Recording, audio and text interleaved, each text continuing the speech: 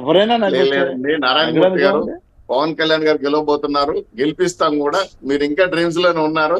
మీకు విషయం కూడా చెప్తాసుకున్నా, వైఎస్ఆర్సీపీ నాయకుల మీద కేసులు విచారణకు వస్తే అసెంబ్లీ దాఖలేరు మీ అధినేత సహా.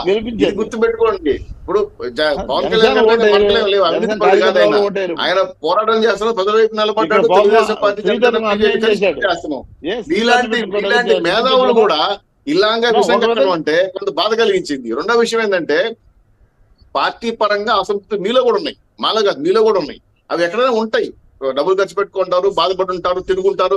వర్మ గారు చేయలేదు చెప్పట్లా. మీరు గీతా గురించి గొప్పగా చెప్పారు. ఎస్, గీతా గారు చాలా మంచి వాళ్ళు, నేను కూడా ఒప్పుకుంటా.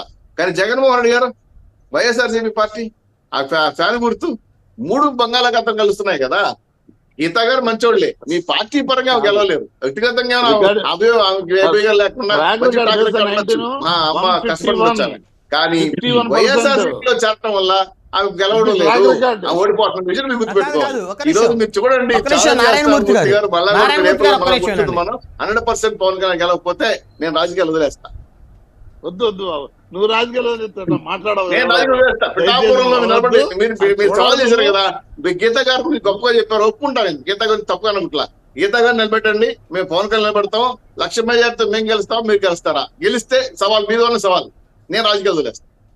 బ్రహ్మనాయుడు గారు దీని కమిట్మెంట్ మీరు ఓపెన్ గా చెప్తున్నా. పవన్ కళ్యాణ్ గారు గెలిస్తే రాజకీయాల్లో ఉంటా పిఠాపురంలో, పవన్ కళ్యాణ్ గెలవకపోతే రాజకీయాలు వదిలేస్తా. పూర్తి గారు ఇష్టం తర్వాత ఆయన వదిలేసా. ఎందుకంటే మాకు తెలుసు ఎక్కడ ఎటువంటి ఆపరేషన్ చేయాలో తెలుసు. గీతా గారు వ్యక్తిగతంగా మంచోళ్ళు అయినా కానీ వైఎస్ఆర్సీపీ పార్టీ మంచిది కాదు, ఫ్యాన్ ఓటు వేయకూడదని రాష్ట్రంలో నిర్ణయించుకున్నారు.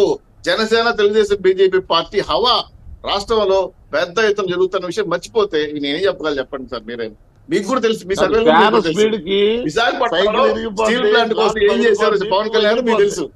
మీరేం చేశారు మీ మొత్తాన్ని చెప్పండి స్టీల్ ప్లాంట్ కోసం. సో విశాఖపట్నం పరిస్థితి ఉంది, గాజువాక పరిస్థితి ఉంది, పిఠాపురం పరిస్థితి ఉంది. ఎక్కడ మీరు కాంప్రమైజ్ కాకుండా మొత్తం దోచేసుకున్నారు. ఇటువంటి సిచ్యువేషన్ లో మీరు ఇంకా కలలు కంటుంటే రాష్ట్ర ప్రజలు నవ్వుకుంటారు సార్. వద్దు సార్, ఓడిపోతున్నాం సార్, గుర్తుపెట్టుకోండి సార్. ఇక్కడ నారాయణమూర్తి గారు విషయం కక్కుతా ఉన్నారు జనసేన అధినేత మీద. ఆయన అసెంబ్లీకి వెళ్ళాలి, వెళ్ళడం కూడా ఇష్టం లేదు. ఆయన మాట్లాడు వెనకాల వైఎస్ఆర్సీపీ మాట్లాడిస్తుంది. తర్వాత ఆయన వ్యక్తిగతంగా మంచివాడు, నాకు కూడా తెలుసు. కానీ విషయం ఈ విధంగా కాకూడదు. పోతే పోయింది, గెలుస్తామని అనుకోవచ్చు. కానీ వంగా గీత గారు మాట్లాడారు, గీత గారి గురించి నాకు కూడా తెలుసు. అయితే పవన్ కళ్యాణ్ గారు చేసిన త్యాగాలు మర్చిపోయి ఆయన ఒక వ్యక్తిగతంగా వెళ్ళడం అనేది సమంజసం కాదు రాజకీయవేత్తగా. కాబట్టి మీ అందుకే అడిగింది, మీ మీద ఉన్న కేసులు విచారణ మీరు ఎవరు కూడా అసెంబ్లీకి దాటలేరు కదా. మీరు చెప్పండి, మీ ద్వారా చెప్పండి. మీరు 20 ఉన్నారు కదా, నాయకులుగా ఉన్నారు కదా, కేసుల విచారణలోకి వస్తే అసెంబ్లీకి దాటగలరా మీరు చెప్పండి.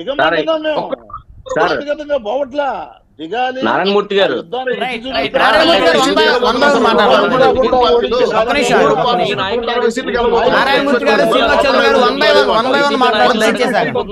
తుప్పుగా ఓడిస్తారండి. దయచేసి ఆగండి.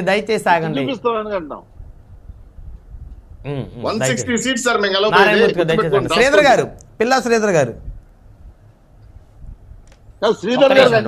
మాట్లాడదు.